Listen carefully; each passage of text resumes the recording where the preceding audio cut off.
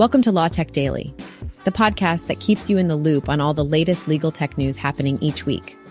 Tune in every Monday, Wednesday, and Friday to find out what's happening in the ever-evolving world of law and technology. Be sure to hit that subscribe button to stay updated on all the latest episodes. In today's episode, we'll cover the digitization and automation trend in legal industry, increasing M&A activity led by private equity buyers, Chile's AI regulation bill, and the importance of client experience and feedback in law firms. Let's dive right in.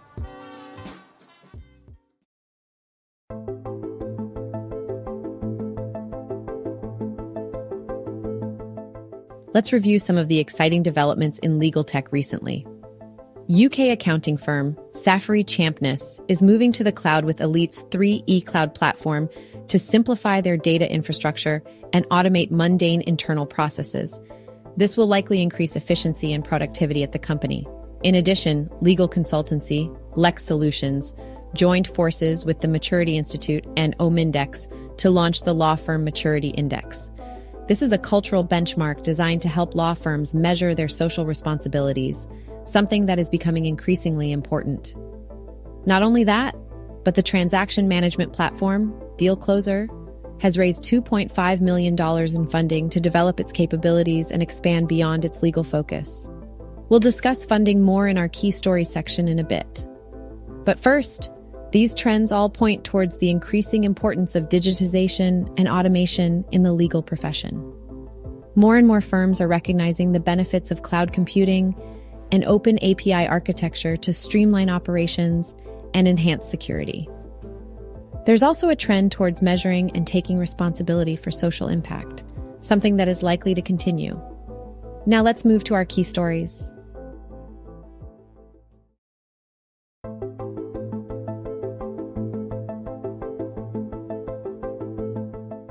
Our first key story comes from Legal Dive, focusing on M&A deals and the current landscape for dealmakers in the US and Canada. After several quarters of contraction, there's optimism about an increase in M&A activity this year. In fact, a report from Norton Rose Fulbright indicates that the appetite for M&A deals is strong. According to the report, dealmakers are feeling positive about the future, largely due to pent-up dry powder. In fact, about 60% of survey respondents expect global private equity buyers to be the most active prospective acquirers, with U.S. private equity firms leading the way. Additionally, nearly two-thirds of respondents identified the technology sector as among the top 3 industries where they expect to see growth in inbound cross-border M&A this year. The life sciences and healthcare sectors were also identified as promising areas for inbound deals this year. However, the report also unveiled some of the challenges that dealmakers may face. Stricter regulations were cited as a threat to M&A activity by 60% of respondents in both the US and Canada. Half of the respondents also said that antitrust regulations could suppress deals. It will be interesting to see how these factors play out, but it definitely seems like there's reason for optimism for dealmakers, despite some potential obstacles.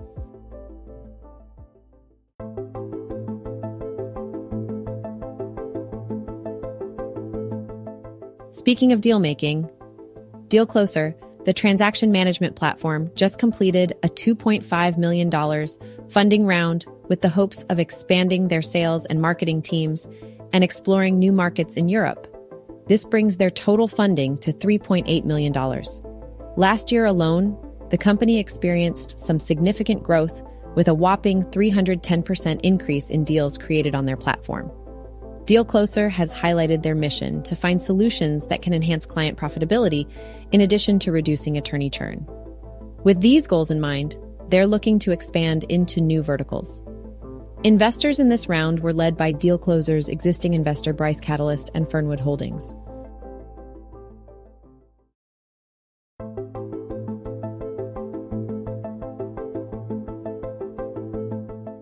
Moving on. Have you heard the latest developments in AI regulation? It appears that Chile is taking some significant first steps towards regulating the use of artificial intelligence in the country. The Chilean parliament is currently discussing a bill which draws heavily on Europe's AI Act and a Chilean policy document on AI, as well as a proposed amendment to the country's constitution regarding scientific and technological development. This bill is aimed at establishing new definitions and criteria for determining the acceptability of AI systems, creating a national commission for AI, and requiring authorization for AI system development, distribution, commercialization, and use. It also proposes financial and custodial penalties for non-compliance. These measures are all part of an effort to ensure that AI is used as a positive force in society. However, the legislative process is still uncertain at this stage. It's crucial that the opinions of key stakeholders are heard to ensure that this bill gains credibility and succeeds in protecting fundamental rights. It's encouraging to see governments taking steps towards regulating AI, as it's essential that we ensure AI is used responsibly and for the benefit of society. Now let's move to our last key story.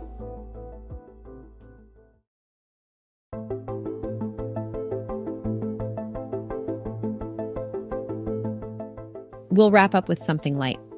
How to future-proof your law firm?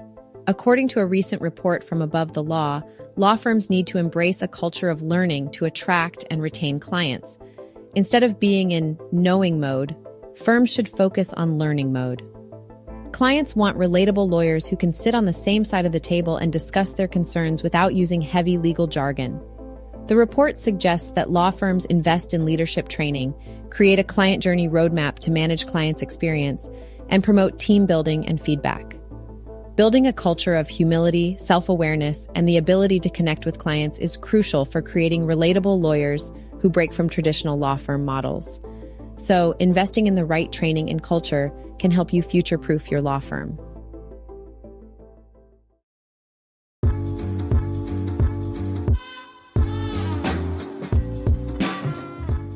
And that's a wrap. Subscribe, follow, and join us next time to learn what happened in legal tech this week. Stay informed, get ahead.